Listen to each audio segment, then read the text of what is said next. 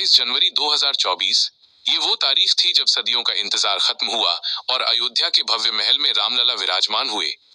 देश विदेश से करोड़ों भक्तों ने अपनी आंखों में आंसू और दिल में अटूट श्रद्धा लेकर इस पल को देखा। किसी ने अपनी पेंशन की रकम दान कर दी तो किसी ने अपनी जीवन भर की जमा पूंजी रामलला के चरणों में अर्पित कर दी। ट्रस्ट के दावों के मुताबिक मंदिर को हजारों करोड़ रुपए का दान मिला, लेकिन ठीक 2 साल बाद साल 2026 में इसी पावन भूमि से एक ऐसी खबर आती है जो देश के करोड़ों सनातनी भक्तों के दिल को झकझोर कर रख देती है। आरोप लगता है कि रामलला के चरणों में चढ़ाया गया पैसा, सोना और चांदी मंदिर के गर्भगृह से ही गायब हो रहा है। आरोप किसी बाहरी पर नहीं, बल्कि मंदिर के अंदर बैठे कुछ रसूखदार लोगों और नोट गिनने वाले कर्मचारियों पर लगता है।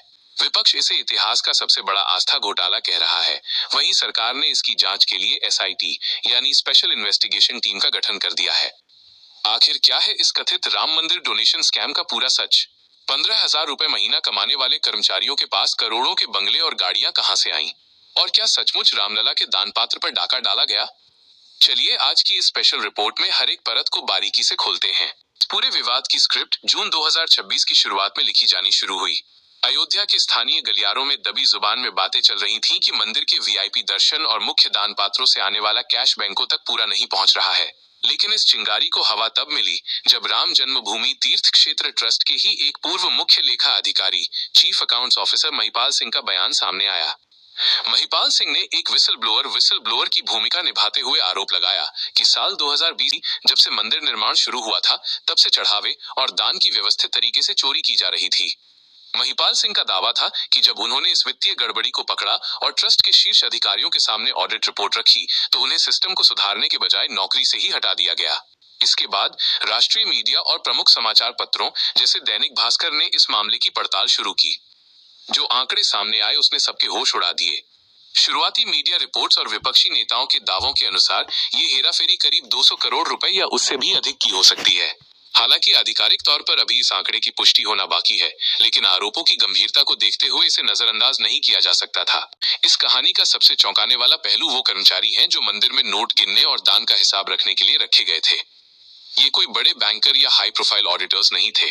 ये आउटसोर्सिंग और प्राइवेट एजेंसियों के जरिए रखे गए साधारण संविदा कर्मचारी थे, जिनकी मासिक सैलरी मात्र 14,000 रुपए से 20,000 रुपए के बीच थी। लेकिन जब उत्तर प्रदेश पुलिस और स्थानीय खुफिया तंत्र ने इन पर नजर रखी, तो जो सच सामने आया वो किसी फिल्मी स्क्रिप्ट जैसा था। 1. रामशंकर उर्फ तिन्नू यादव। 2. केडी तिवारी। 3. नोट गिनने वाले लड़के। मात्र 15,000 रुपए की नौकरी करने वाले युवकों के हाथों में अचानक 1.5 लाख रुपए के आईफोन आ गए। उन्होंने अयोध्या के महंगे इलाकों में अपने परिवारों के नाम पर जमीनों के एग्रीमेंट करा लिए। सवाल ये उठता है कि क्या ये सब कुछ बिना किसी बड़े आका के आशीर्वाद के संभव था? क्या 15,000 रुपए का कर्मचारी अकेले दम पर करोड़ों का घोटाला कर सकता है? जवाब साफ है, नहीं। शक की सुई ट्रस्ट के कुछ अंदरूनी बड़े चेहरों पर भी घूम रही है। अब समझते हैं कि ये कथित खेल खेला कैसे जाता था। राम मंदिर में दान आने के मुख्य रूप से 3 रास्ते हैं: ऑनलाइन ट्रांसफर, चेक ड्राफ्ट और सीधा कैश या सोना चांदी, जो मंदिर के अंदर रखे बड़े बड़े दान पात्रों में आता है। ऑनलाइन और चेक का तो डिजिटल रिकॉर्ड होता है, इसलिए वहां हेराफेरी मुश्किल है। असली खेल हुआ कैश और गर्भगृह के चढ़ावे के साथ। जांच के मुताबिक चोरी के मुख्य रूप से 3 तरीके अपनाए गए। सीसीटीवी ब्लाइंड स्पॉट्स का फायदा। नोटों की गिनती के लिए एक विशेष रूम बनाया गया है जिसे स्ट्रॉन्ग रूम या काउंटिंग रूम कहते हैं। आरोप है कि इस रूम के कुछ कोने ऐसे थे जहां सीसीटीवी कैमरों की नजर नहीं पहुंचती थी। Blind spots. कर्मचारी चालाकी से बड़े नोटों की गड्डियां, 500 रुपए के नोट्स अपने कपड़ों या जूतों में छिपा लेते थे। वीआईपी और डायरेक्ट डोनेशन की रसीद न कटना। अयोध्या में हर दिन हजारों वीआईपी और बड़े कारोबारी आते हैं जो सीधे नकदी या सोने के बिस्कुट अधिकारियों को सौंपते हैं। आरोप है कि कई बार इन दानों की आधिकारिक रसीद ही नहीं काटी गई या फिर रसीद बुक में हेरफेर कर दी गई। कम वजन दिखाना। देश विदेश के भक्तों ने रामलला के लिए सोने के मुकुट, छत्र और चांदी की ईंटें दान की। जांच एजेंसियां अब इस बात की पड़ताल कर रही हैं कि क्या जितना सोना चढ़ावे में दर्ज हुआ, तिजोरी में वास्तव में उतना ही है या उसकी शुद्धता कैरेट से समझौता किया गया है। जैसे ही ये मामला मीडिया में आया, उत्तर प्रदेश से लेकर दिल्ली तक की सियासत में भूचाल आ गया। समाजवादी पार्टी के राष्ट्रीय अध्यक्ष अखिलेश यादव ने इस मुद्दे को लेकर सरकार और ट्रस्ट पर तीखे हमले किए। विपक्ष का कहना है कि जो सरकार धर्म के नाम पर वोट मांगती है, वो भगवान के घर में हो रही चोरी को रोकने में नाकाम रही। कांग्रेस ने भी इस मामले की सुप्रीम कोर्ट के सिटिंग जज की निगरानी में जांच कराने की मांग की है। लेकिन राजनीति से अलग सबसे बड़ा झटका देश के आम नागरिक को लगा है। सोशल मीडिया पर हैशटैग राम मंदिर स्कैम ट्रेंड करने लगा।